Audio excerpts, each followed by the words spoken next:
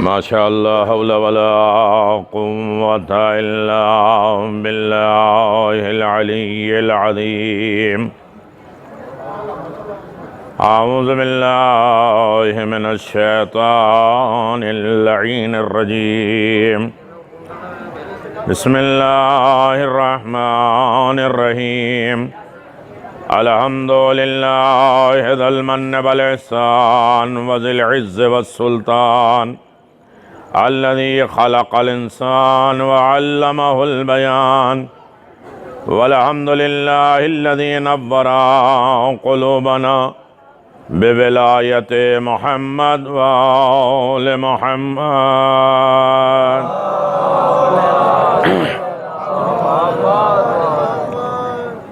والحمد لله الذي نور قلوبنا شعاع أنوار المحبة العلوية وجعلني من المتمسكين بولاية المرتضوية الذي فرض الله طاعته على المودة العربية والعجمية من الجنة والإنسية.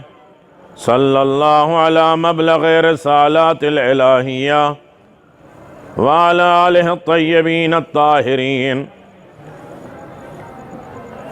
والصولة الحيدرية والإسمة الفاطمية والحلم الحسنية والشجاعة الحسينية وعبادة السجادية ومعاصر الباقرية وآثار الجعفرية وعلوم الكاظمية والحجج الرضوية والجود التقوية والنقابة النقوية والهيبة العسكرية والغيبة الإلهية القائم بأمر الله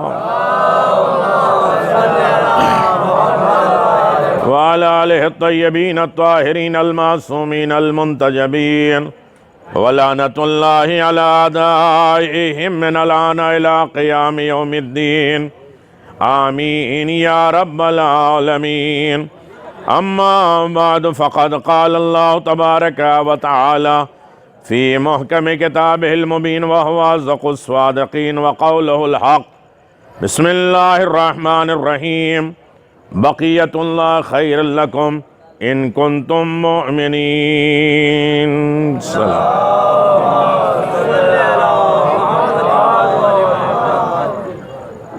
صلوات ایسے پڑھیے کہ طبیعت چاہے کچھ پڑھنے کے لیے. اللہم صلی علی محمد وعلی محمد.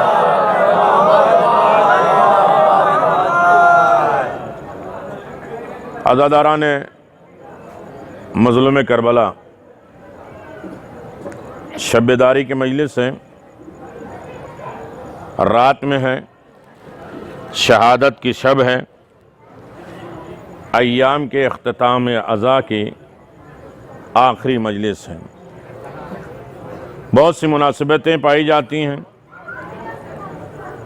ان تمام مناسبتوں کو سمیٹ کر آپ حضرات سے گفتگو کرنی ہے. جتنی دیر آپ آمادہ رہیں گے بات ہوتی رہے گی،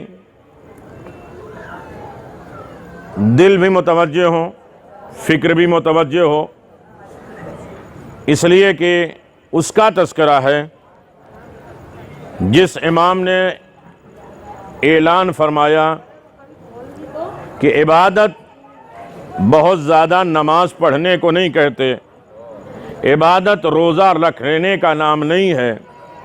سب سے اچھی عبادت، سب سے بڑی عبادت ہے غور و فکر کرنا. نظام الہی پر، اپنی معرفت کی بنیاد پر جتنا انسان غور و فکر کرتا جائے گا یہ ساری عبادتوں سے افضل قرار دیا جائے گا. یہ ہمارے 11ویں امام حسن عسکری علیہ السلام کا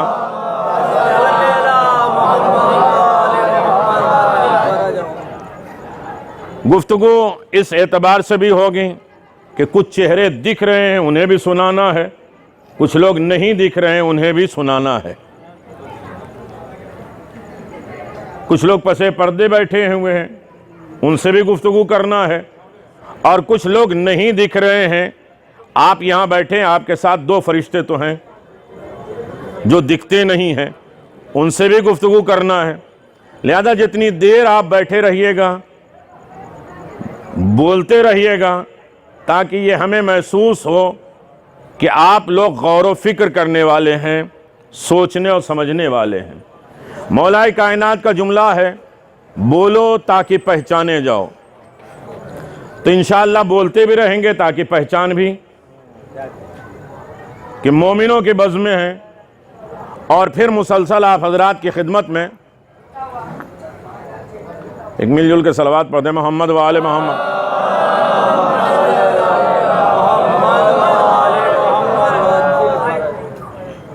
کوشش کریں کہ وہ لوگ کرسی استعمال کریں جو یقیناً مجبور ہیں، ورنہ انسان مجبور ہونے لائق ہو جاتا ہے تو اللہ اسی کو مجبور کر دیتا ہے۔ توجہ کریے گا، یہ پلاسٹک کی کرسی اور لکڑی کی کرسی کچھ معنی نہیں رکھتی ہے۔ فرش عزا پہ بیٹھو تاکہ کرسیوں کے لائق نہ ہو، اسے تاج بنا دو۔ نہیں میرے عزیزو، توجہ کریے گا، یہ کائنات کا عظیم ترین تخت ہے جس پر بیٹھنے والا فخر کرتا ہے۔ تکبر، کتنے بڑی شخصیتیں آ جائیں، فرش عزا پہ بیٹھنا توہین نہیں سمجھتے۔ ارے دو ہی تو جگہ ہیں کہ جہاں اپنے آپ کو گراؤ گے بلند ہوتے جاؤ گے، ایک خالق کا سجدہ ہے، ایک فرش حسین ابن علی ہے۔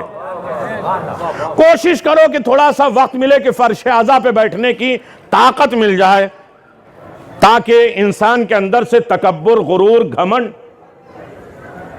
دیکھیں مجلسیں فرش عزائی والی ہوتی ہیں، اب اس کے مقابل میں وی آئی پی مجلسیں شروع ہو گئی ہیں جو کرسی اور عہدے کی ہیں، جو مجبور ہیں، بیچارے مجبور ہیں، اللہ ان سے بھی فرش عزا پہ بیٹھنے کی توفیق دے دے، ان کی بیماریوں کو دور کر دے، اور جو بیچارے زبردستی اپنے آپ کو معذور بنائے ہوئے ہیں، اللہ انہیں بھی یہ فکر دے دے کہ تھوڑی سی زندگی میں وقت ملا ہے تو فرش عزا، اور وہ بھی آخری رات۔ جب تک آپ آمادہ نہیں ہوں گے میں اپنی بات آپ کی خدمت میں رکھوں گا نہیں۔ جو جوان حضرات ہیں جو کرسیوں کا سہارا لیے ہوئے ہیں، ان سے بھی گزارش ہے کہ بغیر نام لیے ہوئے وہ آ جائیں فرش عزا پر۔ مل جل کے آپ بلند آواز سے صلوات پڑھیں گے تو انشاءاللہ وہ لوگ آ جائیں گے۔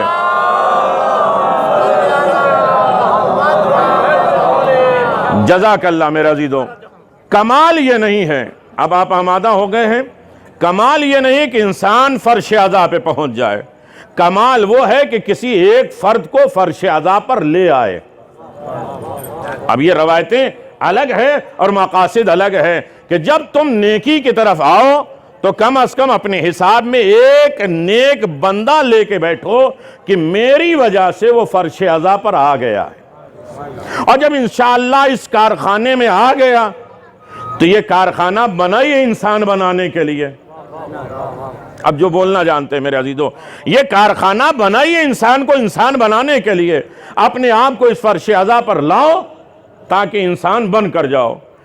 دنیا پریشان تھی کہ اپنے اپنے مذہب کو لوگوں کے گھروں تک کیسے پہنچائیں، اس لیے کہ آج کسی کا بھی مذہب ان کی عبادت گاہوں تک رہ جاتا ہے، گھروں تک نہیں پہنچتا۔ جناب زینب نے آواز دیا قید خانے سے، آواز دیا تمہارا مذہب اور ہے جو گھروں تک نہیں پہنچتا، ہم گھروں سے نکال کے اپنے گھروں تو بلا لیں گے، جسے امام بارگاہ کہتے ہیں۔ آپ اپنے گھروں کو چھوڑ کر آئے ہیں ایک حسین کے گھر کو آباد کرنے کے لیے، توجہ کریے گا، اور جب یہ آباد رہے گا تو آپ کا گھر بھی آباد رہے گا۔ دیکھیں کھلے عام سناٹوں میں اور رات میں جو تقریریں ہوتی ہیں وہ الگ عنوان سے ہوتی ہیں۔ اب ہمارے اوپر چھت تو نہ ہو لیکن فرشتوں کا سایہ ضرور ہے، ہنسنے کی بات نہیں ہے، حدیث قصہ ہو چکی ہے، تذکرہ آل محمد ہے، وہاں ملائکہ حصار کرتے ہیں، استغفار کرتے ہیں، مناجات کرتے ہیں، جب تک لوگ جمع ہو ان کا طواف کرتے ہیں۔ تو ہمارے یہ تو آپ نے یہ بات کو لمبی بڑھوا دیا۔ میں 11ویں امام حسن عسکری علیہ السلام کے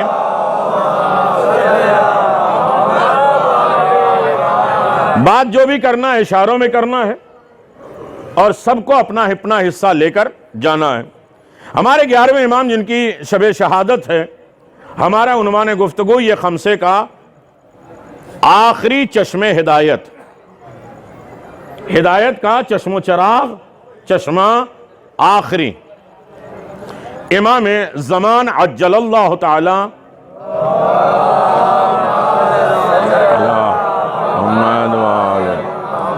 جزاک اللہ۔ میرے عزیزوں، آپ نے بڑے انہماک کے ساتھ سماعت فرمایا 3 مجلسوں کو۔ اب اس مجلس کو آگے بڑھاتے ہوئے ہمارے 11ویں امام نے فرمایا لا يعرف النعمہ الا الشاکر ولا يشکر النعمہ الا العارف۔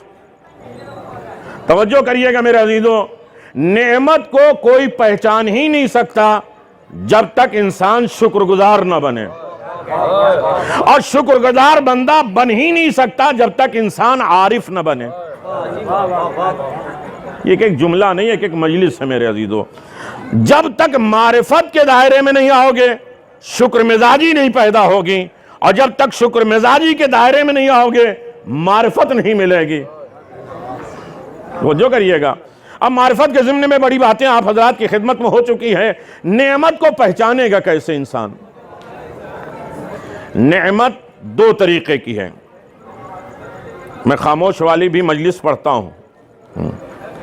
نعمت 2 طریقے کی ہے، ایک باطنی نعمت اور ایک ظاہری نعمت، اوپن نعمت۔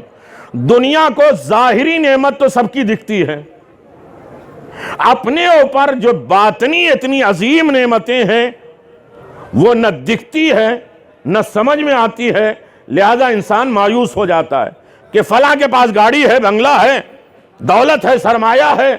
اللہ نے پورے قرآن میں 300 سے زیادہ نعمتوں کا تذکرہ کیا ہے۔ یہ پہاڑ نعمت، یہ غار نعمت، یہ سکون نعمت، میرے عزیزوں یہ شریک نعمت، یہ اولاد نعمت، یہ ساری چیزیں نعمت ہے ظاہری۔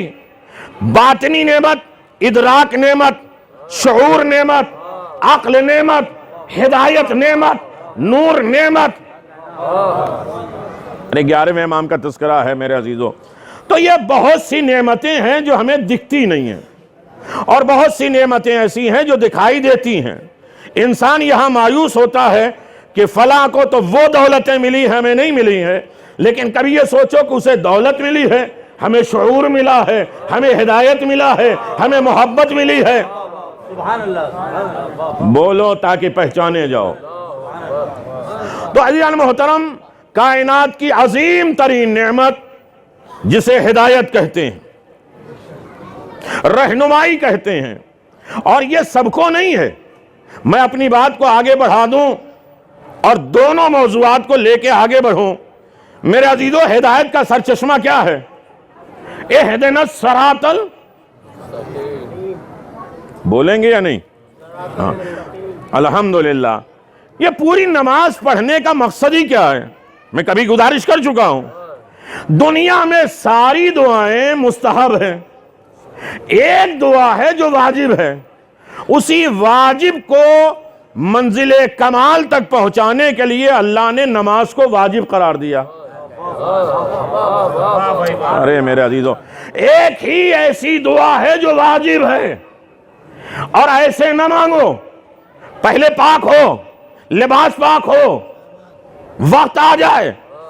ارے میرے عزیزو، قبلہ رخ ہو، اہتمام کے ساتھ پہلے میری تعریفیں کرو، اور تعریفیں ہو جائیں پھر یہ دعا مانگو۔ نہیں، جہاں تک پیچھے تک بات پہنچے تو میں آگے بات بڑھاؤں میرے عزیزو۔ بھائی یہی تو ہے نا نماز کیا ہے؟ روزانہ آپ فقیر کو دیکھتے ہیں، یہی نماز ہے۔ بھائی دروازے پہ جب فقیر آتا ہے وہ کیا کہتا ہے؟ 1 روپے دے دو؟ نہیں، پہلے کہتا تم زندہ رہو، تم آباد رہو، تمہارے بچے آباد رہیں، تمہارا گھر سکون میں رہے۔ بڑی تعریفیں کرنے کے بعد کہتا 1 روپے دے دو۔ یہی تو 5 وقت ہم بھی کہتے ہیں۔ کیا بات؟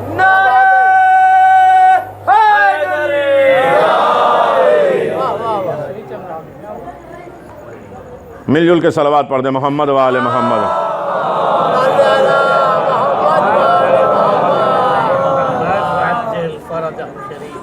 آپ لوگ بولتے رہیے، یہ بولے یا نہ بولے، ہاں ہاں آپ لوگ بولتے رہیے، یہی کافی ہے ہمارے لیے۔ مل جل کے باواز بلند صلوات پڑھ دے محمد والے۔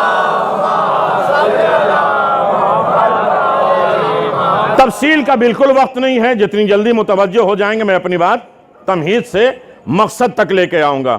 میرے عزیزو، نماز میں انسان کیا کرتا ہے؟ یہی تو آگے کہتا ہے، تیرے نام سے شروع کرتا ہوں، تو رحمان ہے، رحیم ہے، ساری تعریفیں تیری ہے، تو عالمین کا رب ہے، اور قیامت تیرے نام پہ ہے۔ وہ ساری تعریفیں کرنے کے بعد اللہ بھی تو کہتا ہے کہ بڑی تعریفیں ہو گئی، مقصد بیان کرو، چاہتے کیا ہو؟ تو فوراً ہم نے یہ نہیں کہا اہدنا الصراط المستقیم، اے اللہ مجھے سیدھے راستے کی طرف دکھا دے۔ اب جس کے ذہن پہ گرا نہ گزرے، سنو، نماز مومن کی معراج ہے، علی کے چاہنے والوں کی علامت ہے۔ جو مولا کا چاہنے والا ہوگا بے نمازی نہیں ہوگا۔ نماز تو اللہ نے مومنوں کے لیے رکھی ہے، غیر مومن پڑھ لیں گے تو ان سے پوچھا جائے گا تم نے پڑھی کیوں؟ ارے میرے عزیز توجہ کریے گا، لوگ جو پڑھتے جا رہے ہیں ان سے پوچھا جائے گا تم نے پڑھی کیوں؟ اور ہم سے پوچھا جائے گا تم نے پڑھی کیوں نہیں؟ ہم نے تو تمہارے لیے بنائی ہے۔ پوری نماز کا خلاصہ صرف 2 لفظ ہے، آج کی رات اور کل کی رات ہمیں ملانا بھی ہے۔ ارے میرے عزیز توجہ کریے گا، نہیں پہنچی؟ آج کی رات اور کل کی رات، پوری نماز صرف 2 چیزوں کے خلاصے کا نام ہے۔ نماز میں جاؤ تو یہ پہچان کر آؤ کہ کس کے اوپر نعمتیں نازل ہوئی ہیں، اور نماز میں جاؤ تو یہ پہچان کے آؤ کون مغضوب ہے، کون گمراہ ہے، کون بے راہ رو ہے۔ 2 چیزوں کو سیکھنے کے لیے اللہ نے نماز کو واجب کیا ہے۔ نماز پڑھنے کے بعد جن کے اوپر نعمتیں نازل ہیں نہ سمجھے، جو گمراہ ہیں انہیں نہ جانے، تو پھر نماز کیسی؟ تو میں نے گزارش کیا میرے عزیزوں، ایک دعا ہے جس کے واجب کے لیے اللہ نے نماز کو واجب قرار دیا۔ کون سا واجب؟ انسان دعا مانگتا ہے اہدنا الصراط المستقیم، بزم پیغمبر ہے ہر طرف آج، اور یہ ہفتہ، یہ 10 دن پیغمبر اسلام کے نام پہ ہونا بھی چاہیے، ہمیشہ پوری زندگی ہونی چاہیے پیغمبر کے نام پہ۔ لیکن اتنی بات تو یاد رکھو، پیغمبر کی بزم ہے، پیغمبر خطبہ دے رہے ہیں، ایک آدمی کھڑا ہوا، یا رسول اللہ صراط مستقیم کون ہے؟ کہا بیٹھ جاؤ۔ صراط مستقیم کہا ہے؟ بیٹھ جاؤ۔ کہا یا رسول اللہ بتائیے صراط مستقیم کہا؟ کہا بیٹھ جاؤ۔ 9 مرتبہ وہ کھڑا ہوا، پیغمبر نے اسے بٹھایا، اتنے میں مسجد میں امیر المومنین داخل ہوئے۔ کہا اب پوچھ، میں بتاتا ہوں صراط مستقیم کسے کہتے ہیں۔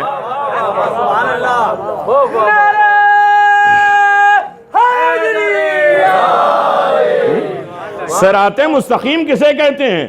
کوئی راستہ نہیں ہے کہ جس پر علی چلے ہوں، ارے علی جدھر چلتے ہیں وہ صراط مستقیم بنتا جاتا ہے۔ توجہ کریے گا، میرا یہ موضوع نہیں ہے، لیکن بات یہاں تک آئی تھی، اور اس بات کو میں آپ کی خدمت میں دہرا دوں کہ 2 ہدایت کے راستے ہیں، ایک نبوت اور ایک امامت۔ یہاں تک بات آئی تھی نا؟ نبوت کہاں سے؟ آدم سے لے کے غدیر تک کا زمانہ نبوت کا تھا، غدیر سے لے کے قیامت تک کا زمانہ امامت کا ہے۔ میں نے سوال پیدا کیا تھا اور جواب بھی دیا کہ جب 1,24,000 نبی کو مانتے ہیں تو 12 اس میں اور شامل کر دیتا، بات ہو جاتی۔ کہا نہیں، 2 زمانے ہیں۔ پیغمبر یہی تو مسکرا کے کہہ رہے تھے، علی، غدیر میں اتنا اہتمام کیوں کیا گیا؟ کہ علی آدم سے لے کر غدیر تک کا ذمہ دار میں ہوں۔ میرے عزیزو، کھلے عام میدان میں مجلس ہو رہی ہے، کچھ باتیں تو پہنچے نا، تاکہ دنیا دیکھے کہ بند کمرے میں ہم کوئی اور بات نہیں کرتے، جو کرتے ہیں وہ قرآن کے روح سے کرتے ہیں۔ تو ہم سے بدظنی نہ رکھو، سنو، آؤ کھلے عام مائک پہ بول رہے ہیں، اور جو حق ہے وہی بول رہے ہیں۔ بھئی ایک جگہ سیٹ ہو جائے تو چھوڑ دو، تھوڑا تھوڑا قریب آ جائیے آپ، ایک صلوات بآواز بلند محمد و آل محمد۔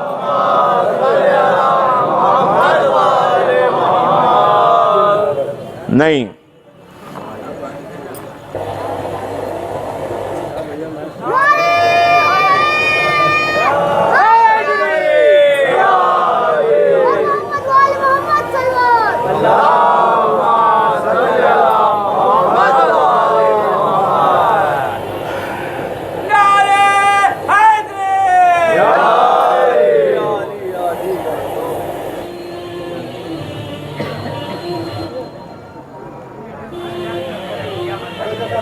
مل جل کے صلوات پڑھ دیں محمد و آل محمد۔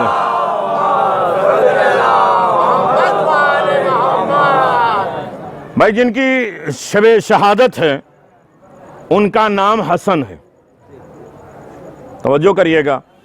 اب میرے پاس وقت نہیں ہے کہ میں اسماء حسنہ کا تذکرہ کروں، لیکن اتنی بات تو سب کے ذہن عالیہ میں ہونی چاہیے کہ اللہ تبارک و تعالیٰ کے جمالی، کمالی اور جلالی جو نام ہیں وہ 1000 ہیں، اور لفظ اللہ قرآن مجید میں 2700 مرتبہ آیا ہے، اور اللہ لفظ اللہ میں اللہ نے کل سارے صفات کو سمو دیا ہے، توجہ کریے گا۔ اسی لیے میرے چھٹے امام کہتے ہیں کہ جب بندہ یا اللہ یا اللہ یا اللہ 10 مرتبہ کہتا ہے تو اللہ خود لبیک کہتا ہے، میرا بندہ تجھ چاہتا کیا ہے۔ چھٹے امام کہتے ہیں جب میرا کوئی بھائی بیمار ہوا تو میرے باپ گئے اور انہوں نے کہا کہ 1 مرتبہ یا اللہ کہو، اللہ خود کہتا ہے میرے بندے تم پر کیا مصیبت پڑی ہے۔ تو تمام صفات کوئی نہ کوئی مظہر ہے۔ جیسے جناب آدم کو اللہ نے علیم کا مظہر بنایا، جناب نوح کو شکور کا مظہر بنایا، جناب سلیمان کو یا مالکوں کا مظہر بنایا، یہ ایک ایک صفت کے مالک ہیں، لیکن میرے مولا خود اسماء حسنہ الہی ہیں۔ اتنا نام پسند ہے کہ اللہ خود علی ہے،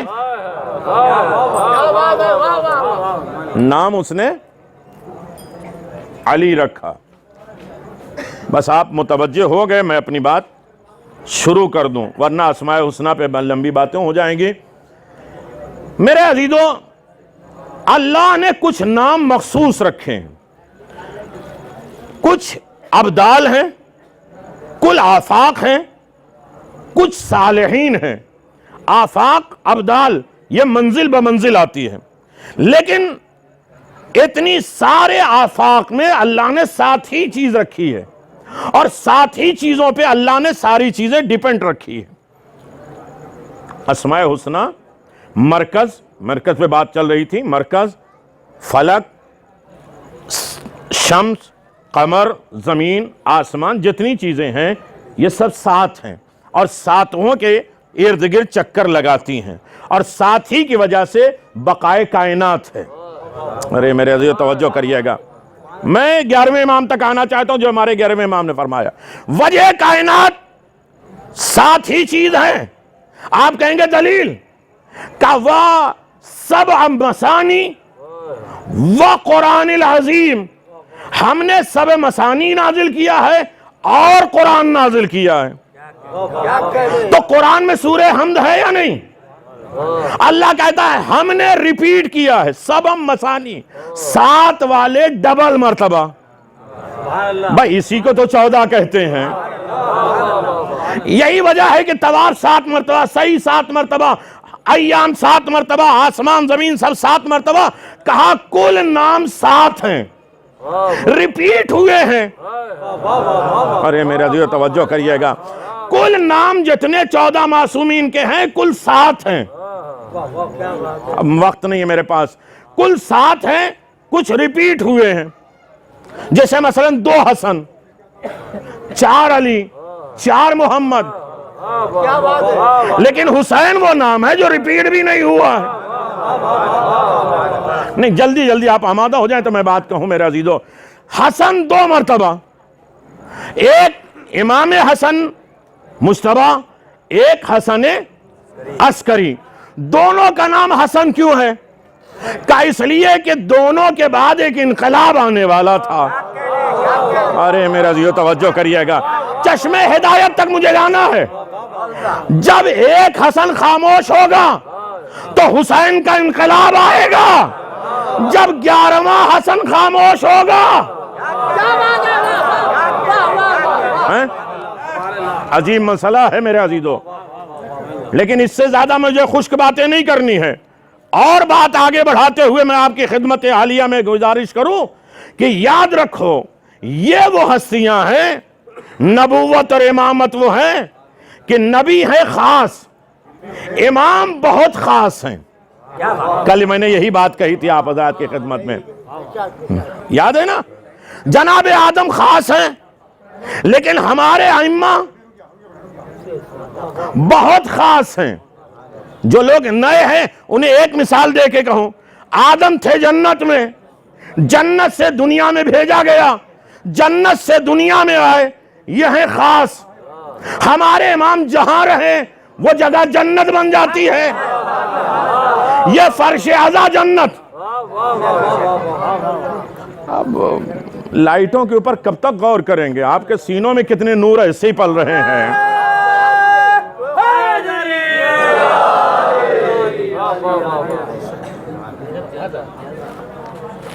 ایک مل جل کے صلوات پڑھ دے محمد و آل محمد۔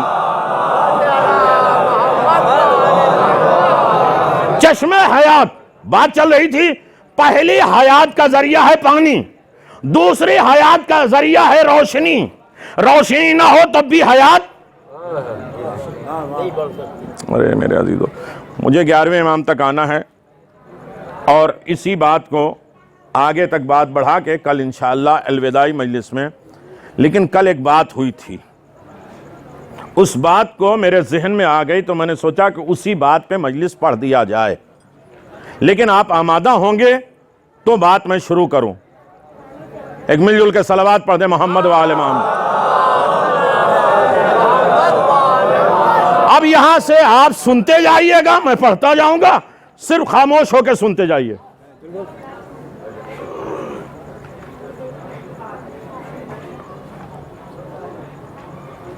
سننے کی ہے طاقت؟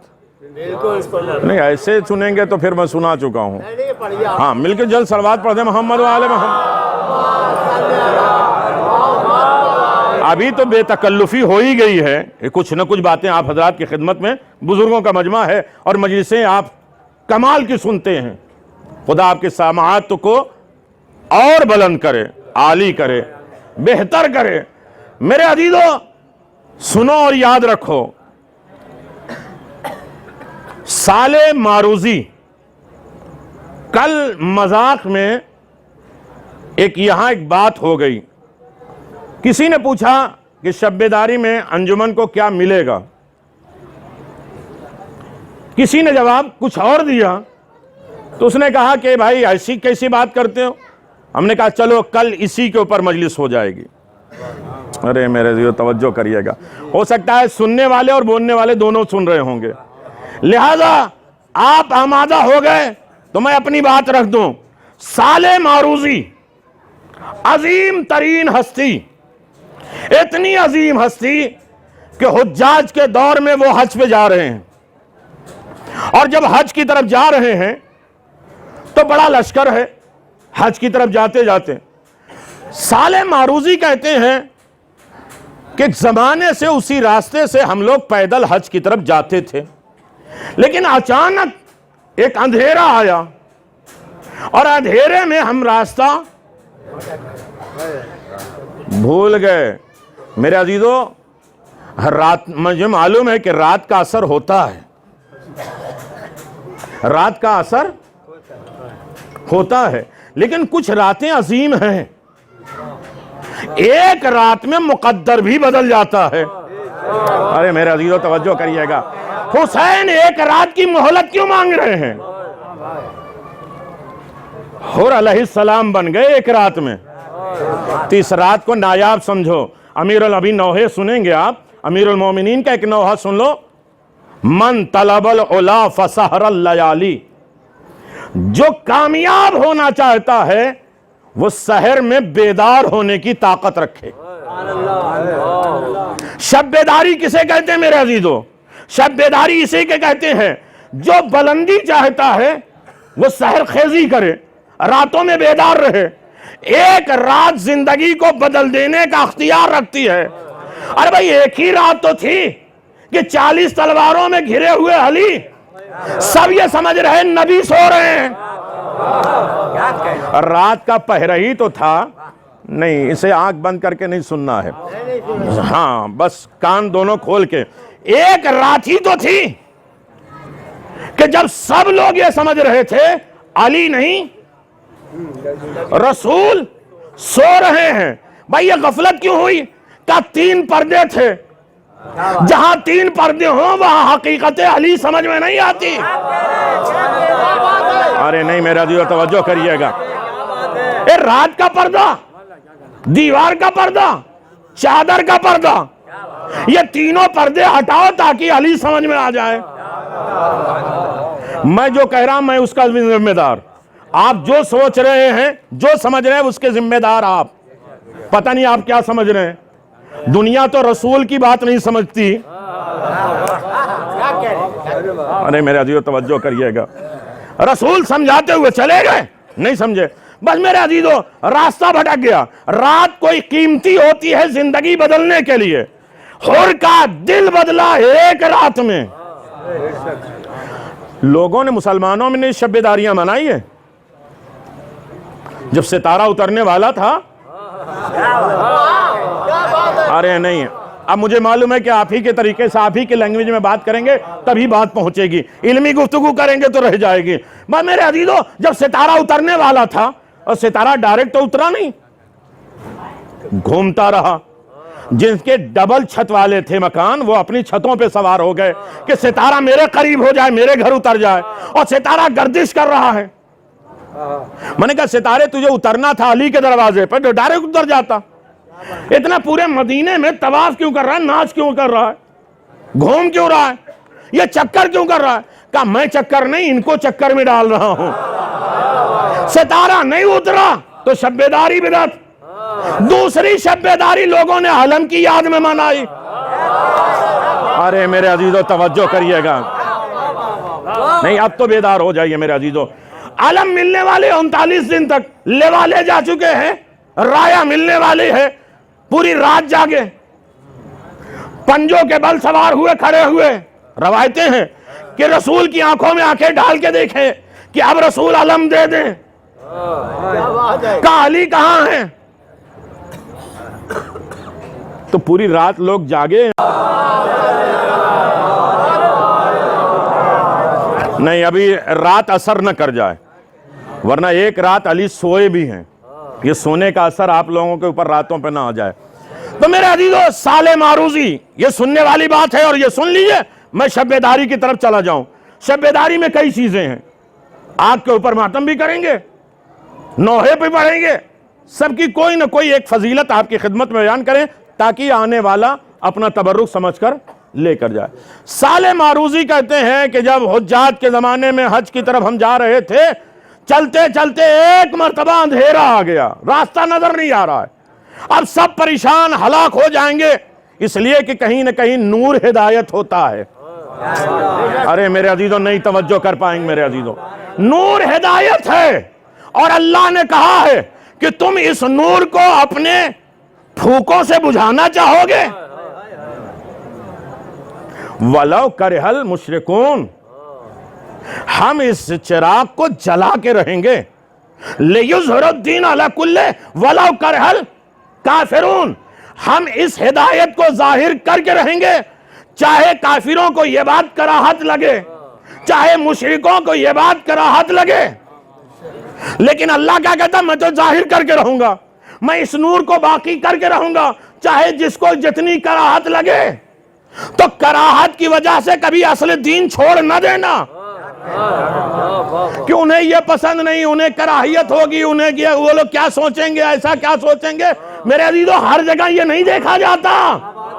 میں نے ایک بات کہہ دی آپ سمجھیے گا کہ دوسری قوم ہمارے بارے میں کیا سوچے گی، اگر یہی سوچ لو گے تو دین کا کوئی کام نہیں کر سکتے۔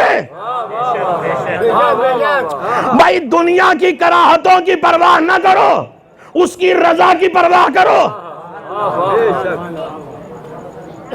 میرے کان میں ایک بات آئی تھی کہ ارے گھروں میں مجلسیں کیوں کریں، امام بارگاہ میں کرو، کچھ کراہت محسوس ہوتی گھر والے، میں کراہت کی وجہ سے ہم اتنی بڑی عبادت چھوڑ نہیں دیں گے، کراہت کی وجہ سے اتنا بڑا ماتم نہیں چھوڑ دیں گے، کراہت کی وجہ سے اتنا بڑا جلوس نہیں چھوڑ دیں گے۔ اللہ تو ڈائریکٹ کہہ رہا ہے میں ظاہر کر کے رہوں گا، چاہے انہیں برا لگے، میں اس چراغ کو بجھنے نہیں دوں گا، چاہے چلیے اس بات کو اور نہیں چھیڑیں ورنہ یہ بات گنجلک ہو جائے گی۔ اور پھر صالح معروضی کہتے ہیں جب ہم لوگ سب پریشان ہو گئے اندھیروں میں کہ اب ہم لوگ بھٹک جائیں گے اور مر جائیں گے، راستہ نہیں ملے گا، اتنے میں ہمارے قافلے میں ایک آدمی تھا جس کے پاس ایک کپڑا تھا، کپڑے کو اس نے سامنے رکھا اور اس سے کچھ بات کرنے لگے، کپڑے سے آواز دیا، یہ کپڑے تو بتا کہ ہم راستے میں اندھیرے میں پھنس گئے ہیں، راستہ تو بتا۔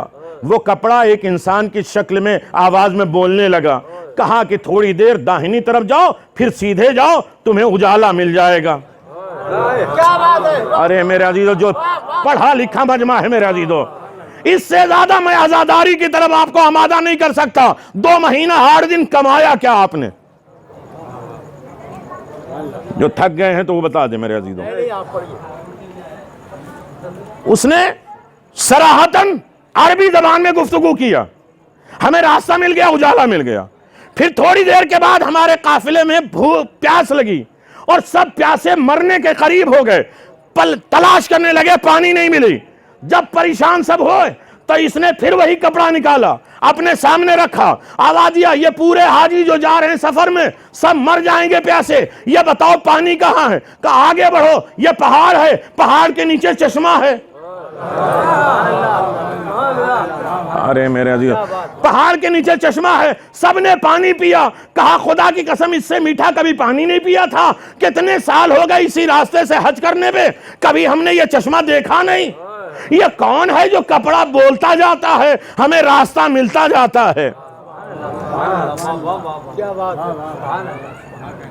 یہ صالح معروضی کہتے ہیں کہ میں اس سے ملنا چاہ رہا تھا، تم کس سے باتیں کرتے ہو جو تمہیں راستہ بتا دیتا، اجالا دیتا ہے، روشنی دے دیتا ہے، لیکن وہ گم ہو جاتا تھا، ملتا ہی نہیں تھا۔ یہاں تک کہ ہم خانہ کعبہ پہنچے، طواف کرتے، طواف میں پھر وہ آدمی دکھ گیا تو ہم نے کہا اچھا موقع ہے، اب آنکھیں کھول کے سن لیجئے گا بس۔ کہا اچھا موقع ہے، اس کو پکڑے، یہ بتاؤ کون سے کپڑے سے تم بات کر رہے تھے جس سے روشنی بھی مل گئی، جس سے راستہ بھٹک گئے اس کے راستہ بھی مل گیا، جس سے پیاس بھی بجھ گئی، کون ہے؟ اس نے کہا نہیں میں نہیں بتا سکتا۔ کہا جس گھر کا طواف کرے اس کی قسم بتاؤ۔ ارے میرا عزیزو توجہ کریے، جس گھر کا طواف کرے اس کے قسم ہے تم بتاؤ۔ کہا میں نہ بتاتا لیکن خانہ خدا کی قسم دیا ہے۔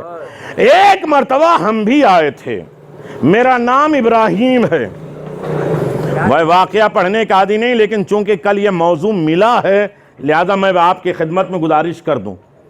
کہا میرا نام ابراہیم ہے، ہارون رشید کے ساتھ ہم مدینہ آئے تھے، 7ویں امام کا زمانہ تھا۔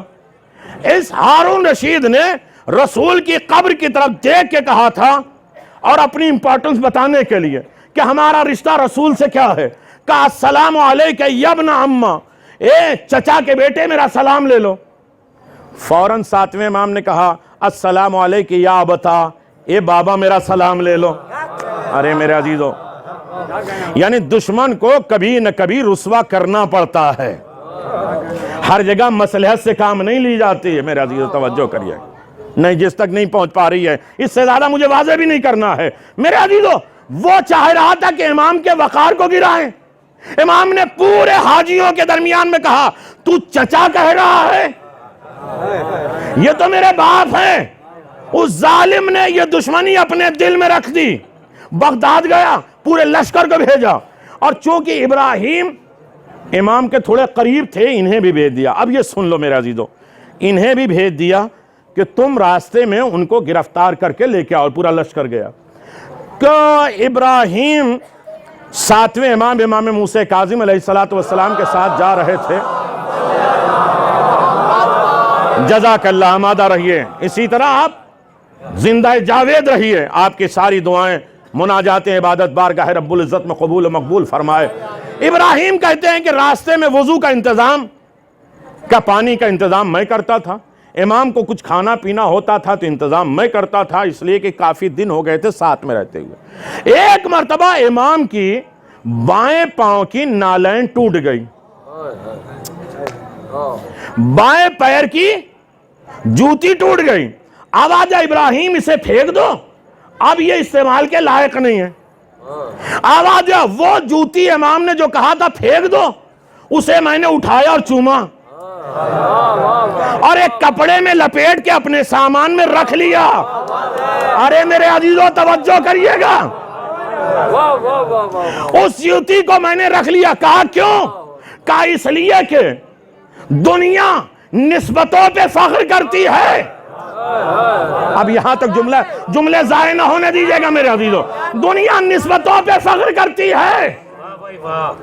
جب چھٹے امام جا رہے تھے تو ایک مرتبہ جو ہے وہ ایک امام مسلمانوں کے، انہوں نے کہا کہ یہ عصا آگے بڑھائیے، میں عصا کو چوم لوں، اس لیے کہ میں نے سنا ہے کہ یہ رسول کا عصا ہے۔ امام نے عصا کو پیچھے کیا، کہا یہ پہلے ہاتھ چوم لے، یہ ہاتھ تو رسول کا ہے، یہ گوشت رسول کا ہے، خون رسول کا ہے۔ توجہ کریے گا میرے عزیزو، آواز دیا، ارے اس پر ایک رسول کے بیٹے کا پاؤں لگا ہے، اس جوتی کو میں پھینک دوں؟ تھا دشمن کی طرف، لیکن جب جوتی کی معرفت اسے ہو گئی تو آواز دیا، وہ دن اور آج دن جب میں کبھی اندھیرے میں پھنس جاتا ہوں تو یہ جوتی راستہ بتا دیتی ہے۔ ارے میرے عزیزو کہاں ہے؟ جب میں پیاسا ہوتا ہوں تو ایک مرتبہ مختصر جملہ میں کہہ دوں، ٹوٹی جوتی کو کپڑے میں لپیٹا اور بادب بنا کے چلا۔ اب سمجھ میں آیا، ابن عباس نے کہا تھا کہ مولا حکومت لے لیجئے، کہا یہ میری ٹوٹی جوتی سے، میری جوتی عظیم ہے حکومت سے۔ اب جو بولنا جانتے ہیں میرے عزیزو سنو گے، آواز یا ساتھ امام نے، ارے تجھے اتنی معرفت میری جوتی کی، تو اب چار چیزیں یاد رکھو، جب تم کبھی پھنس جاؤ تو اس سے ہدایت مانگ لینا، جب تم پیاسے ہو تو اس سے پانی مانگ لینا، ارے جب تم بھوکے ہو تو اس سے کھانا مانگ لینا۔ آواز اے ابراہیم، میں کیا کیا بات بتاؤں، یاد رکھ، جب تمہیں کوئی بھی مشکل پڑ جائے، کوئی بھی تکلیف پڑ جائے، کوئی بھی حیرانی ہو جائے، کہیں بھی دشمنوں میں پھنس جاؤ تو توحید الہی کا اقرار کرنا، نبوت کی اقرار کرنا، میری ولایت اور علی کی ولایت کا اعلان کر دینا، پھر جو کچھ بھی اس جوتی سے مانگو گے یہ جوتی تمہیں عطا کرتی جائے گی۔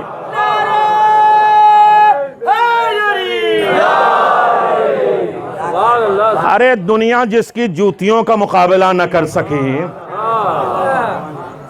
توجہ کریے گا میرے عزیزو، بھائی ہے حق یہی ہے کہ دنیا نہ پہچان پائی انہیں۔ میرے عزیزو یہ ہے رسول کے خون، رسول کے گوشت۔ 8ویں امام کا دربار ہے، کسی نے آگے کہا یہ رسول کے بال کچھ ہمارے پاس ہیں، آپ پہچان بتا دیئے یہ رسول کے بال ہیں یا نہیں؟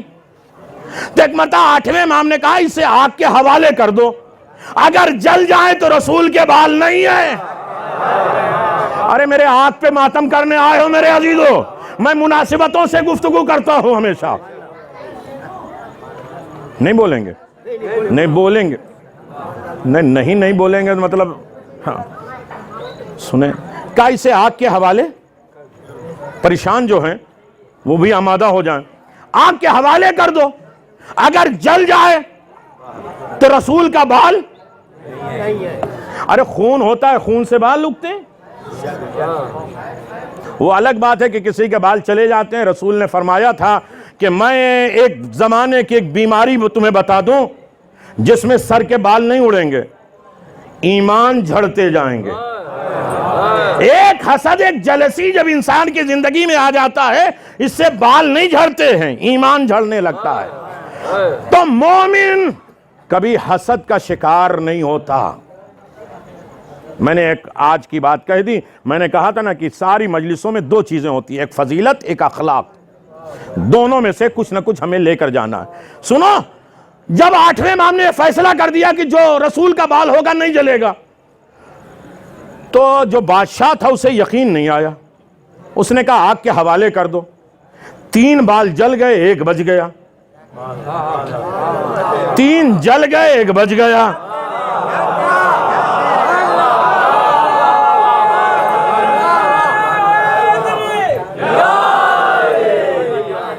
ارے بھائی آج شب شہادت منا رہے ہیں، کل اور بھی ایک تاریخ ہے نا۔ اب مجھے نہیں معلوم ہے کہ کہاں آپ پہنچے ہیں، میں آپ کی سوچ کا ذمہ دار نہیں ہوں۔ 3 بال رسول کے جل گئے جو رسول کے تھے نہیں، رسول جیسے بن کے بیٹھے تھے، 1 بج گیا۔ یہ ہے بال کا کمال۔ ایک صحابی کے گھر، دیکھیے ابھی ایک مقصد، ایک موضوع اور بھی ہے ہماری مجلس کا، اسے بھی میں کلیئر کرتا جاؤں۔ ایک صحابی کے گھر ایک صحابی کی دعوت تھی، چلو کھانے پینے کی بات ہو جائے تو تسلی ہو جاتی ہے۔ ہاں، صحابی کے گھر میں جب ایک صحابی کی دعوت تھی، دیکھا سفرہ اور دسترخوان تھوڑا گندا ہو گیا۔ اس نے کہا ایک رسول کے صحابی میرے دسترخوان پہ بیٹھنے والے ہیں اور یہ سفرہ گندا ہو گیا، لہذا اس نے پانی کے حوالے نہیں کیا، آگ کے حوالے کیا۔ دوسرا صحابی کہہ رہا ہے تم نے سفرے کو آگ میں ڈال دیا۔ ارے آگ کے حوالے کیا، جل جائے تو کہا خدا کی قسم نہیں جلے گا، اس لیے کہ اس سفرے پہ رسول کا ہاتھ ٹچ ہوا ہے۔ ارے میرے عزیزو توجہ کر لیجئے گا، رسول کا ہاتھ جس چیز میں لگ جائے وہ چیزیں جلتی نہیں ہیں۔ ہاں بہت سے لوگ ہوتے ہیں رسول کے ساتھ رہ کے بھی جلتے ہیں۔ ارے میرے عزیزوں نہیں توجہ کریے میرے، نہیں آگ نہیں جلا سکتی۔ کیوں؟ آگ 4 طریقے کی ہوتی ہے۔ خندق کا ماتم کریں گے نا، آگ کا ماتم کریں گے جو لوگ بیدار ہیں۔ ایک آگ ہوتی ہے جو کھاتی ہے پیتی نہیں، ایک آگ جو پیتی ہے کھاتی نہیں، ایک آگ وہ ہوتی ہے جو کھاتی بھی ہے پیتی بھی ہے، ایک آگ وہ ہوتی ہے نہ کھاتی ہے نہ پیتی ہے، ایک آگ ہوتی ہے جس کا کلر ریڈ طریقے کا ہوتا ہے، ایک آگ وہ ہوتی ہے جس کے سنہرے اور سورہ یاسین پہ پڑھے اخضر نارا، ایک آگ ہری آگ ہوتی ہے۔ ارے میرے عزیزو توجہ کریے گا۔ اب یہ ساری آگوں کے الگ الگ تاثرات ہیں، ہر آگ نہیں جلا سکتی کس کو؟ اچھا جل بھی جائے امتحاناً تو ید بیضا بن جاتی ہے۔ ارے نہیں میرے عزیزو، موسیٰ کو امتحاناً آگ اٹھوانا پڑا نا، لیکن اللہ نے کیا کہا؟ اس آگ کو منہ میں رکھ دو، یہ آگ تمہارے ید بیضا بن جائے گا، اب یہ ٹارچ کا کام کرے گی۔ تو مومنوں گھبراؤ نہیں، یہ مسئلہ اتنا عجیب ہے کہ جناب ابراہیم آگ میں ڈالے گئے۔ دیکھیں ہم لوگ آگ کا استعمال کہاں کر سکتے ہیں، یہاں بات پہنچے گی، میں آگے بات بڑھ جاؤں گا آج کے مقصد کی طرف۔ ایک بات تو کلیئر کر دوں، جناب ابراہیم کو آگ میں ڈالا گیا نہیں؟ ہاں ڈالا گیا، آگ کیا ہوئی؟ گلزار ہو گئی، آگ نے جلایا نہیں۔ اس میں 2 جانوروں کا کردار، ایک آگ کو بجھانا چاہ رہا تھا اور ایک آگ کو جلانا چاہ رہی تھی۔ دیکھو کوششیں ہوتی ہیں، بھائی میڈک کیا ہے؟ جس آگ تک کوئی پہنچ نہیں سکتا تھا وہاں میڈک تھوڑا پانی لا کے پھینکتا تھا کہ آگ بجھ جائے۔ میڈک کہاں پہنچے گا، پانی کہاں پہنچے گا، لیکن کوشش تو کر رہا تھا۔ وہیں ایک چھپکلی تھی جو آگ کو پھونک رہی تھی کہ آگ تیز جل جائے۔ اب اسلام میں جا کے دیکھو کہ چھپکلی مارنا مستحب، میڈک مارنا مکروہ۔ کیوں؟ کہ ایک خلیل خدا کی محبت میں کام کر رہا تھا، ایک خلیل خدا کے بغض میں کام کر رہی تھی۔ اب یہ دیکھنا پڑے گا کہ کون ایک خلیل، ایک اس جزوی امام کے دشمن کون ہے، دوست کون ہے۔ نہیں اب اس سے زیادہ میں اور کلیئر نہیں کر سکتا۔ ایک آگ کی اور بات ہے، مل جل کے صلوات پڑھ دیں محمد والے محمد پہ۔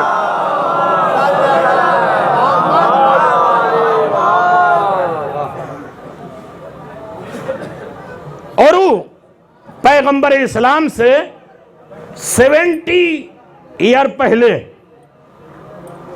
मैदान उदूद में एक नबी आए थे, नबी के वसी। जिन जमाने में बादशाह ने देखा कि ये जनाब उदूद नबी के चाहने वाले हैं, तो इसने पूरी बस्ती पे हमला करा दिया। जो लोग मर गए, उनके घर वाले को असीर किया गया, आग जलाई गई, कहा इसमें खुद से कूद जाओ। अब पीछे तक बात पहुंचेगी तो मैं आगे बढ़ जाऊंगा मेरे अजीजों। कहा तुम लोग कोई धक्का नहीं देगा, खुद से कूद जाओ, वरना ये तीर से तुम्हें शहीद कर दिया जाएगा। सब लोग जो रसूल के चाहने वाले थे, सब लोग अपने आप को आग के हवाले कर गए। इतने में देखा एक औरत आई जिसकी गोद में एक छोटा बच्चा है। वो ये सोच रही थी कि मैं आग में कूदूं या ना कूदूं। जो गोद में बच्चा था, एक मता आवाज देता, अम्मा हम हक पर हैं, कूद जाओ।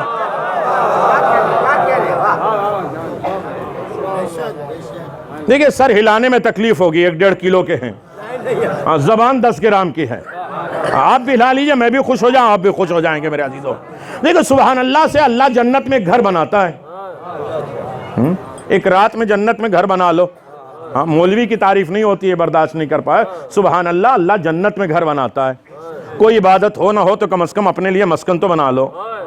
मिलजुल के सलावत पढ़ दे मोहम्मद वाले में।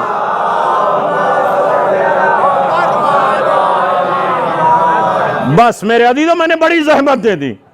वो बच्चा कहता, अम्मा हम हक पर हैं, कूद जाओ। मां उस आग में कूद गई।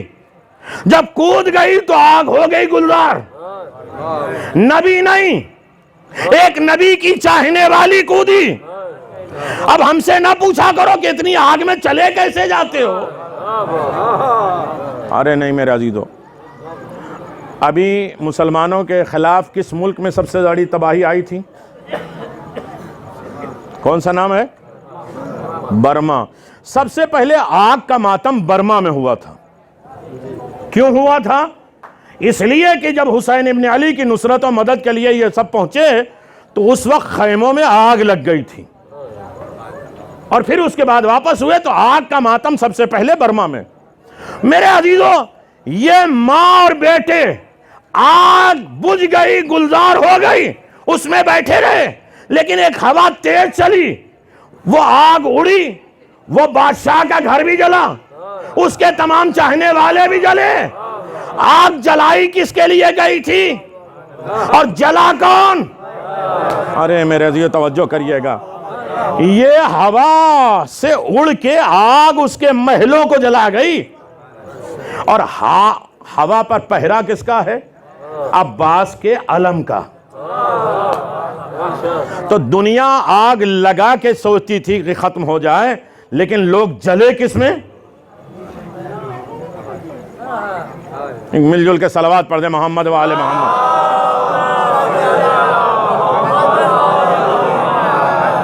लिहाजा मैंने बड़ी जहमत दी है। और इमामत तक सिलसिले में यकीनन नाम अली खुद चीजों को गुलजार बना देती है। इमाम हुसैन का नाम ले लो, हर चीजें खुद ही मोम हो जाती हैं। वो अलग बात है कि हमने इस अंदाज से कभी लिया नहीं। मैंने आप ही की खिदमत में एक जुमला पढ़ा था और उससे मैं अपनी ही जुमले को आपकी खिदमत में एक दोहरा दूं। जनाब मकदाद आए थे ना मौला कायनात के पास कि मौला घर वाले बड़े परेशान कर रहे हैं कि भूख और प्यास की शिद्दत बढ़ती जा रही है, कुछ हेल्प कर दीजिए। मैं तो आपका गुलाम हूं, जिस आलम में आप रहे मैं राजी, लेकिन घर वाले अब कहते हैं भूख प्यास बर्दाश्त नहीं होती। कहा कि मकदाद परेशान क्यों होते हो? कोई पत्थर मेरा नाम लेके उठा लो। अब या अली कह के एक पत्थर उठाया, सोना बन गया। कोई और होता तो लेके चला जाता। अरे अली के गुलाम होते कैसे हैं मेरे अजीजों? क्या हुआ भाई? मायूसी पैदा हो रही। जज़ाकल्लाह। अब जनाबे मकदाद एक दूसरा पत्थर ढूंढने लगे। मौला ने पूछा क्या ढूंढ रहे हो?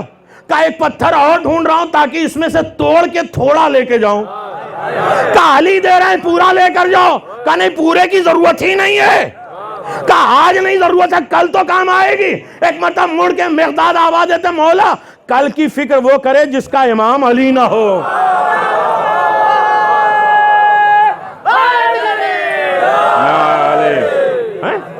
یعنی اگر ہم لوگ کل کے بارے میں پریشان ہوتے ہیں تو کہیں نہ کہیں ایمانی رشتہ کمزور نظر آ رہا ہے. آج تو سب کے پاس کھانے کا ہے، ساری فکریں کل کی ہے. اب اس کے مقابل میں چاہے واجب نماز جائے، روزی کما لو.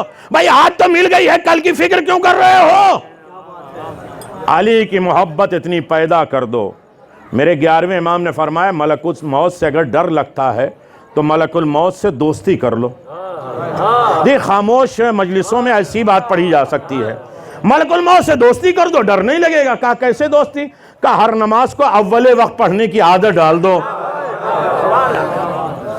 کچھ تو پیغام امام حسن عسکری لیتے جائیے نا میرے عزیزو، شب شہادت ہے. وہ امام حسن عسکری 7ویں امام کے ایک بیٹے ہیں اسماعیل، 6ٹھے امام کے بھی بیٹے اسماعیل اور 7ویں امام کے بھی بیٹے اسماعیل. ان کے بیٹے محمد.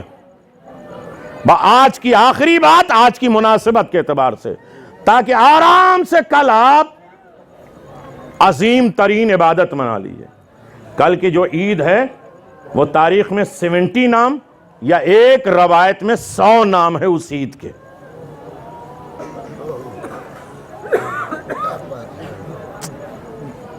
اب میں کیا کروں، رات زیادہ اثر کر رہی ہے. تو وہ محمد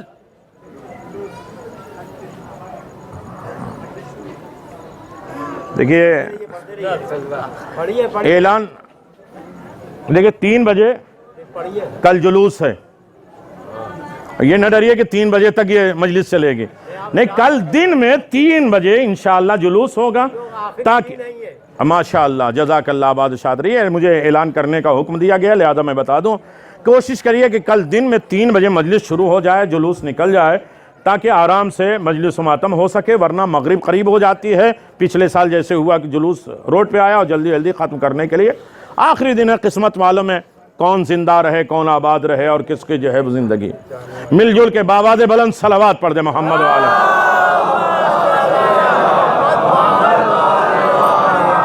دیکھیں اتنی آسانی سے میں 5ویں بات آپ کی خدمت میں گزارش نہیں کر سکتا. محمد اسماعیل کے بیٹے ہیں. اسماعیل 7ویں امام کے بیٹے ہیں. دیکھیں بولنے پہ کوئی چارج نہیں لگے گا، اضافی ثواب ملے گا. ہاں مارکس نہیں کٹیں گے. ہاں بس اتنی دیر آمادہ رہیے تاکہ مجھے بھی خوشی ہو اور بات کرنے میں آسانی ہو اور عبادت بھی ہو جائے. بس میرے عزیزو، محمد ابن اسماعیل ابن موسیٰ، میں اس لیے نام نہیں لے رہا کہ کہیں آپ کو صلوات نہ پڑھنا پڑ جائے. اللہم صلی علی محمد و آل محمد. یہ بہت عظیم ترین عبادت ہے، کبھی پھر اس پر گزارش ہوگی. وہ ایسے ہیں محمد جنہوں نے 7ویں امام کا زمانہ دیکھا، 8ویں امام کا، 9ویں امام کا، 11ویں امام کا اور آخری امام کا بھی زمانہ دیکھا. سنو گے 11ویں امام کہتے ہیں محمد ابن اسماعیل، میرے ہاں بیٹا پیدا ہوا ہے. دیکھیے آخری چشم ہدایت، یہاں تک بات لے آنا تھا اور یہیں پہ بات تمام کر دینا ہے. آخری چشم ہدایت امام زمان ہے. وہ کہتے ہیں، اچھا اتنے عظیم ہیں کہ مدینے میں بیٹھ کر تمام فقہ کی چیزیں، تمام روایات، تمام ہدایتیں وہ مدینے میں تمام معصومین کی بیان کرتے ہیں. بہت عظیم ہیں. ہمارے 12ویں امام امام ہیں. امامت کے اعتبار سے محمد ان کی تعظیم کرتے ہیں، لیکن بزرگی کے اعتبار سے امام زمان ان کی تعظیم کرتے ہیں. ہمارے ہاں بزرگوں کا ادب ہے، بوڑھوں کا نہیں. ارے میرے عزیزو توجہ کریے گا، بزرگ عظیم ہیں. اس بستی پہ عذاب نازل نہیں ہوتا جس قوموں میں بزرگوں کا ادب احترام ہوتا ہے. جناب عیسیٰ کے زمانے میں ایک قوم سے عذاب لٹکا ہوا ہے. کہا میرے پروردگار ان کے اوپر عذاب نازل کیوں نہیں ہو رہا؟ یہ لٹکا ہوا ہے کہ یہ 5 کام ایسے کرتے ہیں جن کی وجہ سے آیا ہوا عذاب رکا ہوا ہے. ان میں سے ایک یہ ہے کہ اس بستی والے اپنے بزرگوں کا ادب کرتے ہیں. بزرگوں کا ادب کرو گے تو مصیبتیں خود بخود ٹل جائیں گے. اس بستی والی عورتیں اپنے شوہر سے بے پناہ محبت کرتی ہیں. جب عورتیں اپنے شوہر سے محبت کریں گی تو اولاد کی تربیت خود بخود اچھی ہوگی. اور میں نے ایک جملہ کہہ دیا, پہچانیے گا. عورت اگر شوہر سے بے پناہ محبت کرے گی تو اولاد کی تربیت اچھی ہوگی. اگر عورت نافرمان ہوئی تو اولاد بگڑ جائے گی. اب سمجھ میں آیا جناب نوح کا بیٹا کیوں مخالفت کر رہا تھا؟ اب اللہ نے کہا ایسی عورتوں کا ہم اولاد بھی نہ دیں گے. صلوات پڑھ دے محمد و آل محمد. نہیں, جو بات میں گزارش کرنا چاہتا ہوں وہ توجہ کر لیجئے تاکہ امامت ڈے آپ آسانی کے ساتھ منا سکیں. غم ہے ایک بچہ یتیم بھی ہو رہا ہے اور کل جس کی تمنا جناب سیدہ نے کیا تھا اس کی طرف آمادہ ہو جائے. جب ہمارے امام پیدا ہوئے تو صرف یہی کہا جاتا 300 بکروں کی عقیقہ ہمارے 11ویں امام نے کیا. نہیں, تعداد تو بہت ہے, صرف بکروں کا عقیقہ نہیں کیا. توجہ کریے گا, بکرے بھیجے جگہ جگہ کہ تم میرے بیٹے کے نام پہ عقیقہ کر لو. ارے میرے عزیز توجہ کریے گا, جہاں جہاں اپنے لوگ تھے وہاں ہمارے 11ویں امام نے بکرے بھیجے. چاہے مدینہ ہو, چاہے بغداد ہو, چاہے عراق کا الگ مقام ہو, سب جگہ بکرے بھیجے. لیکن ایک شرط لگائی, بس جس کے لیے میں نے زحمت دی, میں واقعہ نہیں پڑھتا ہوں. ایک شرط میرے 11ویں امام نے لگایا, محمد ابن اسماعیل ابن موسیٰ کاظم, کوشش کرنا یہ بکرا یا بکرے کا گوشت اس کے پاس جائے جو ہمارے بیٹے کا راز فاش نہ ہونے دے, جس کے اندر برداشت کرنے کی طاقت ہو. یہ نہ جشن منا دینا کہ ان کے ہاں بیٹا پیدا ہوا ہے اور پھر کہا لینا نہیں, برداشت کرنے کی طاقت ہو تو راز کو راز رکھو. امام جانتے ہیں کس راز کو عام کرنا چاہیے, وہ جانتے ہیں کس چیز کو 1.25 لاکھ کے مجمع میں بیان کرنا چاہیے اور کس چیز کو راز بنا کے رکھنا چاہیے. تو سب کو نہیں بتایا. جب مدینے میں انہوں نے سنا محمد ابن اسماعیل نے کہ ہمارے 12ویں امام پیدا ہوئے تو انہوں نے دل میں شوق پیدا ہوا کہ ہم بھی ضعیفی کا عالم, پتہ نہیں کب تک زندگی رہے, ایک زندگی میں ان کی زیارت کر لیں. لہذا سواری منگائی گئی, اہتمام کیا گیا, چلے اور اس عالم میں چلے کہ امام کی زیارت ہوئی. اور پھر امام کی زیارت کس عالم میں ہوئی؟ سب سے امام پوشیدہ نہیں ہے. امام نے اپنے چوتھے نائب سے یہ کہا تھا کہ تم 39 لوگ اب مجھے تم نہیں دیکھ پاؤ گے. انہیں کہا تھا تم نہیں دیکھ پاؤ گے. اور پھر روایت ہے کہ جو یہ کہے کہ ہم امام سے ملے وہ جھوٹا ہے.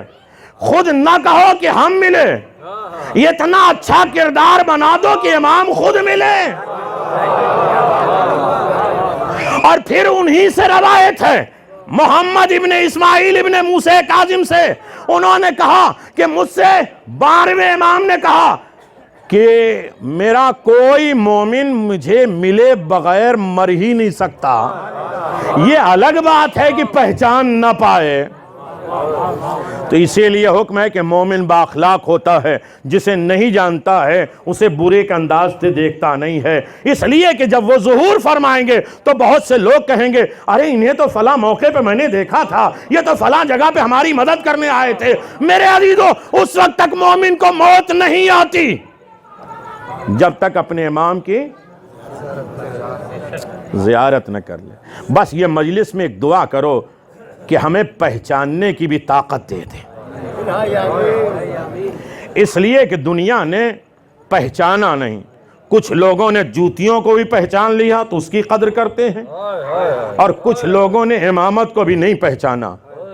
یہ وہ امام مظلوم امام ہیں جنہوں نے علم امامت سے پورے تمام ائمہ معصومین کی مصیبتوں کو دیکھا ہے۔ میرے عزیزو، مسئلہ یہ ہے کہ ہمارے امام، میں مسائل پہ آ گیا ہوں، آج مجھے کچھ پڑھنے کی ضرورت نہیں ہے، آج انسان کا خود ہی دل روئے گا، اس لیے کہ جس کے پیچھے ہمارا حساب و کتاب ہوگا وہ آج یتیم ہو رہا ہے۔ عزیزو، یہ وہ امام ہیں جن کے ساتھ کوئی غم وابستہ نہیں ہے، اس اعتبار سے کہ مولائے کائنات پیدا ہوئے، دنیا خوش ہوئی، لیکن سر پہ ضربت لگی، غم منایا۔ امام حسن پیدا ہوئے، گھر والے خوش ہوئے، گئے، خوشیاں ہوئیں، لیکن ظالموں نے شہید کر دیا، غم ہوئے۔ لیکن جو ہمارے یہ آخری امام ہیں، ان کے ساتھ صرف خوشیاں وابستہ ہیں۔ یہ الگ بات ہے کہ اپنے چاہنے والوں کی بدعمالیوں پر یہ روتے ہیں۔ میں نے آج شب بیداری کے ضمن میں یہ بات کہہ دی ہے، مجھے چاہیے تھا کہ 2-4 واقعات اور فضائل میں پڑھتا، لیکن یہ رات اپنی امتحان کی رات ہے، حساب کی رات ہے کہ ہم نے گھاٹے کا سودا کیا ہے 2 مہینہ 8 دن یا فائدے کا بزنس کیا ہے۔ 2 مہینہ 8 دن ہم نے اپنے آپ کو کتنا بدلا، کتنا چینج کیا، کون سی ہماری قلبی عادت، کون سی ہماری فکری صفات، کون سے ہمارے اعضاء و جوارح کے صفات بدلے ہیں اس مجلسوں کے لیے، اس لیے کہ مجلس یہ دنیا کو بدلنے کے لیے آئی تھی، یہ رسم و رواج نہیں ہے، یہ اس پر فخر کرتے ہیں، مانگتے ہیں۔ میرے عزیزو، جو لوگ آمادہ ہو چکے ہیں، ہم کوشش کرتے ہیں کہ یہاں تک آ جائیں، اور جو فرش پہ آتے ہیں وہ دعا کرتے ہیں کربلا پہنچ جائیں، لیکن جو کربلا پہنچے ہیں وہ سوچتے ہیں کہ فرش عزا پہ آنے کا موقع مل جائے۔ حبیب نے یہی تو کہا تھا ایک شخص سے کہ میری ایک تمنا، ایک خواہش رہ گئی، کاش تھوڑی سی عمر مل جاتی اور مجھے فرش سیدہ پہ بیٹھنے کا موقع مل جاتا۔ سنو گے عزادارو، 5ویں امام کی پیشانی میں میرے زمانے کے امام کا نور ہے۔ انہوں نے کربلا کے پورے مارکے دیکھے ہیں۔ نہیں، اب جس کے دل آمادہ ہو چکے ہیں، اس امام نے نوحہ پڑھے ہیں، اور نوحہ ایسے نہیں پڑھے ہیں، خون کے آنسو روئے ہیں امام۔ عزادارو، وہ امام، اب یہیں سے بات تو شروع کرنی تھی، یہاں تک 3 مجلسوں میں لے کے آیا کہ امام کی ولادت کیسے ہوئی اور حالات کیسے بڑھے، لیکن جب ہمارے 11ویں امام کو زہر ملا ہے اور بڑی سخت زندگی گزاری ہے میرے 11ویں امام نے، سب سے بڑا امتحان یہ ہے کہ ہر نبی، ہر امام اپنے بعد والے ہادی کا تعارف کرا کے جاتا ہے۔ اب امام اتنے بے کس ہیں کہ تعارف کیسے کرائیں، لوگ دشمن بن جائیں گے، اور چھپائیں کیسے، ایک ہادی کا تعارف نہیں ہو پائے گا۔ ایسے حالات میں امام نے آنکھیں بند کی ہے، ظالم نے زہر دیا اور زہر پہ بھی پہرا رکھا کہ معالج کو بھیجتے رہے تاکہ یہ بات عام نہ ہو جائے۔ جب آخری وقت ہوا ہمارے 11ویں امام کا، تو ایک مرتبہ 11ویں امام نے آباد عقید میرے بیٹے کو بلا لاؤ۔ زمانے کے امام سجدے میں تھے، جب آئے ہیں تو آباد بیٹا تھوڑا پانی پلا دو۔ نہیں، شرم سے نہ رویا کرو میرے عزیزو، میں گزارش یہی کرتا آ رہا ہوں ابھی تک کہ امیر دولت مند کی طرح نہ رویا کرو، غریبوں کی طرح حسین پر رویا کرو۔ جیسے غریب آوازیں بلند روتے ہیں نا، امیر کے آنکھوں میں آنسو آ جاتے ہیں، نہیں، حسین نے کہا مجھ پر ندبہ کر لینا۔ جناب سکینہ سے روایت ہے، میرے شیعوں کو میرا سلام کہہ دینا، اور جب کہنا ٹھنڈا پانی پینے تو میری مصیبت کو یاد کر لینا، میری پیاس کو یاد کر لینا، جب کوئی مصیبت آئے تو مجھ پر نوحہ کر لینا۔ بس آپ آمادہ ہو گئے، مجلس ہو گئی میرے عزیزو، خدا آپ کو سلامت رکھے، آباد و شاد رکھے، لیکن آؤ اپنے زمانے کے امام کو پرسا دے دو، لیکن اس عالم میں نہیں پرسا دے دو۔ آخری رات ہے، امام زمان آئے ہیں، باپ کو تڑپتا ہوا دیکھا ہے، ایک مرتبہ سہارا دے کے بٹھایا ہے، پانی دیا ہے، باپ نے پانی پیا ہے، وضو کے اہتمام کے لیے کہا تو وضو کرایا ہے۔ آواز یہ بیٹا، آج سے تم یتیم ہو جاؤ گے۔ میرے زمانے کے امام یتیم ہو رہے ہیں، حق ہے اپنے زمانے کے امام کو پرسا دینے کے لیے۔ خدا آپ کو سلامت رکھے۔ نہیں، شرم سے نہ رو، وہ امام جو پردہ غیب میں خون کے آنسو روتے ہیں، یہ آنکھوں کے آنسو نہیں ہیں، خون کے آنسو روتے ہیں، یہ مبالغہ نہیں ہے۔ جب چاہنے والوں نے پوچھا مولا کون سا غم ہے جو آپ کو خون پہ رلاتا ہے، آواز ہے میری دادی زینب کی چادر۔ اللہ یہی حق ہے رونے کا، خدا آپ کو آباد و شاد رکھے۔ یہ آواز گریہ بلند ہوئی ہے، پروردگار اس کے صدقے میں یہ آوازوں کو آباد و شاد رکھے، گھروں کو آباد و شاد رکھے۔ ایک بچہ یتیم ہو رہا ہے، باپ نے سینے سے لگایا، آواز ہے میرے لال تم یتیم ہو رہے ہو لیکن گھر کا خیال کرنا اور میری امت کا خیال کرنا، جب پردے میں جانا تب بھی میری امت کو بھولنا نہیں۔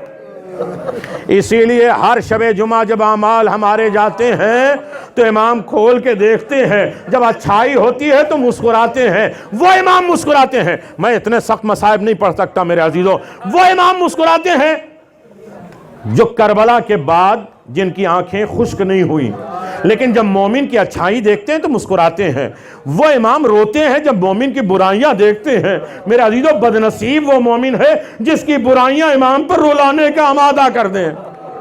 تھوڑا کوشش کرو کہ وہ امام مسکرانے پہ آمادہ ہو جائے۔ بس آزاد آ رہی ہے، فرش امام حسین ہے۔ میں نے بیان کیا تھا اس مجلس میں آؤ تو دہن پاک ہو، ذہن پاک ہو، فکر پاک ہو، باوضو آیا کرو، اہتمام کے ساتھ آیا کرو، اس لیے کہ ساتویں امام نے کہا ہر امام سے ملاقات کا بہترین وسیلہ مجلس حسین ہے۔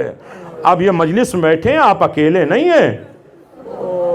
ارے نہیں میرے عزیزو، ہاں یقیناً میرے زمانے کے امام آپ یتیم ہو گئے، آپ کے بابا کو غسل و کفن ملا اور اس کے بعد ملنے کے بعد جب جنازہ تیار ہوا تو جعفر کذاب آئے ہیں پڑھانے کے لیے۔ 5 سال کی عمر میں آپ نے ان کا دامن کھینچا، آواز ہے یہ آپ کا حق نہیں ہے، نماز پڑھانے کا میرا حق ہے۔ ارے زمانے کے امام نے 5 سال کی عمر میں اپنے بابا کی نماز جنازہ پڑھائی۔ ارے پھر کہوں میں میرے عزیزو، اسی لیے میرے چوتھے امام کی روح نکلنے والی ہے۔ جناب زینب نے پکڑا، آواز ہے بیٹا روح کیوں نکلنے والی ہے؟ کہ جس کا جوان بیٹا موجود ہو اس کے بابا کا لاشا بے گور و کفن۔ نہیں میرے عزیزو، امام یتیم ہو رہے ہیں، خدا آپ کو سلامت رکھے، آباد و شاد رکھے۔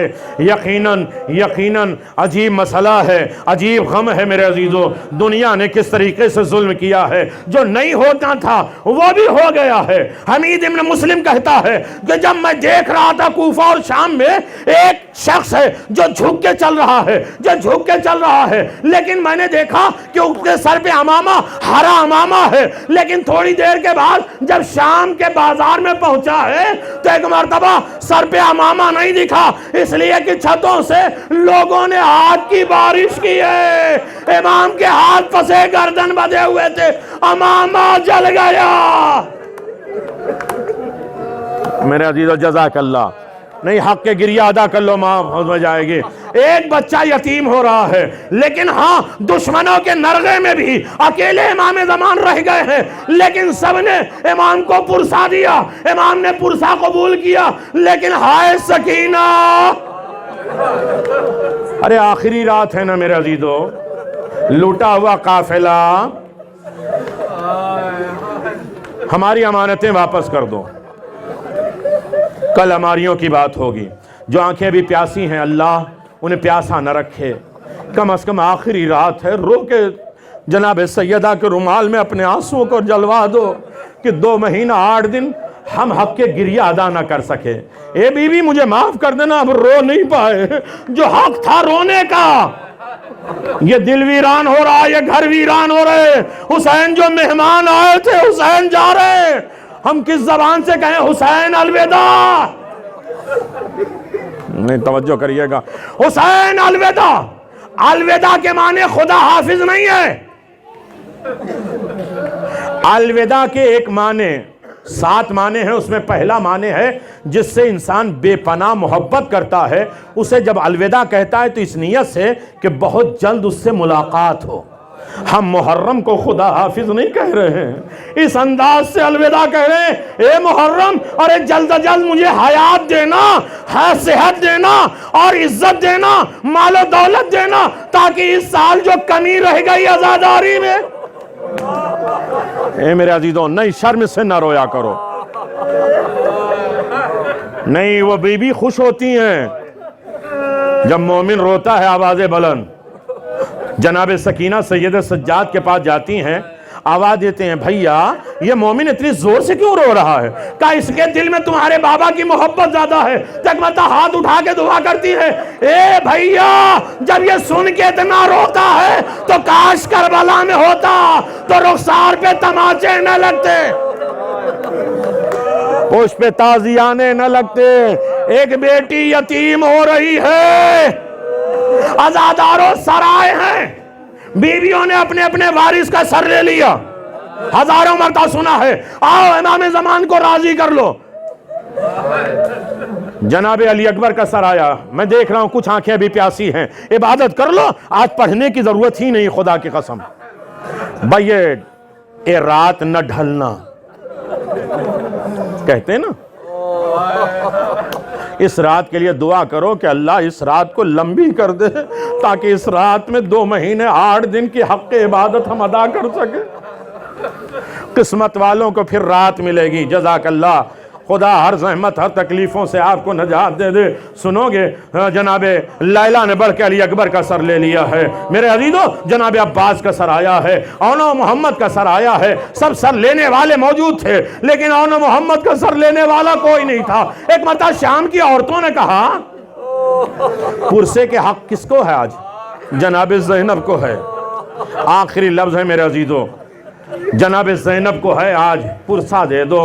عزاداروں شام کی عورتوں نے کہا ان دونوں بچوں کی ماں مر گئی ہے تو آواز انصاف کرو، میں اکبر کا ماتم کروں، حسین کا ماتم کروں، قاسم کا ماتم کروں یا محمد اور کا ماتم کروں؟ نہیں ماتم کیا۔ مدینہ آ گئی، میں نے راستے کے سارے مصائب چھوڑ دیے، اب تھکیے گا نہیں، تھک جائیں گے تو چوتھے امام سے بھیک مانگیے گا کہ میرے مولا 35 سال آپ کیسے روتے رہے؟ جناب رباب سے سوال کریے گا، اے بی بی 2 سال زندہ رہ کے آسمان کے نیچے کیسے بیٹھ کے روتی رہی؟ جناب زینب جب تک زندہ رہی روتی رہی، کوئی روئے نہ روئے، جہاں مجلس ہوتی ہے ایک بی بی آ جاتی ہے، ہر آنکھوں کے سامنے رومال لے کر جاتی ہیں۔ خدا نخواستہ میری آنکھوں کے سامنے بی بی کا رومال خالی اور محروم چلا جائے۔ جزاک اللہ، خدا آپ کو کسی غم میں نہ رلائے۔ آخری لفظ ہے، امتحاناً کبھی مصائب کو نہ سنا کرو میرے عزیزو۔ سنو گے عزادارو، مدینہ آ گئی، چوتھے امام کے ساتھ رہ رہی ہیں۔ ایک مرتبہ عبداللہ ابن جعفر طیار آئے، آواز دیا زین العابدین اپنی پھوپھی سے کہہ دو کہ اب اپنے گھر چلیں تاکہ میں انہیں ان کے بھائی کا پرسہ دے سکیں۔ سنو عزادارو، دن کا وقت ہے، عبداللہ کہہ کے چلے گئے۔ جناب زینب صلوات اللہ علیہ تیار ہوئی، اپنے دروازے پر آئیں، دروازہ بند تھا، دروازے کے باہر بیٹھ گئیں۔ سنو کہ حوصلہ ہے میرا عزیزو، دروازے کے باہر بیٹھ گئیں، رو رہی ہیں۔ اتنے میں عبداللہ آ گئے، آواز دیا، اے ضعیفہ میری زینب کو کہیں دیکھا ہے؟ ابھی ماتم کریں گے نا، ارے خدا آپ کو سلامت رکھے، اے ضعیفہ میری زینب کو کہیں دیکھا ہے؟ ارے سر اٹھا کے آواز دیا، عبداللہ، ارے زینب اتنی غریب ہو گئی کہ تم بھی نہیں پہچان پائے۔ جناب عبداللہ نے کیا کہا؟ آواز علی کی بیٹی، جب سے تم اس گھر سے گئی ہو میں اس گھر میں داخل نہیں ہوا ہوں، اپنے ہاتھ سے کیا گھر کھولو۔ عزاداروں جیسے ہی دروازہ کھولا، کہیں نہ رونے والی زینب اب چھوٹے چھوٹے بستر کو دیکھتی ہے، ارے چھوٹے تکیے کو سینے سے لگاتی ہے، اے اونو محمد، ارے دادا سے شکایت نہ کرنا، میں کیا کروں، میرا حسین باہر آ گیا۔ جزاک اللہ، خدا آپ کو کسی غم میں نہ رلائے۔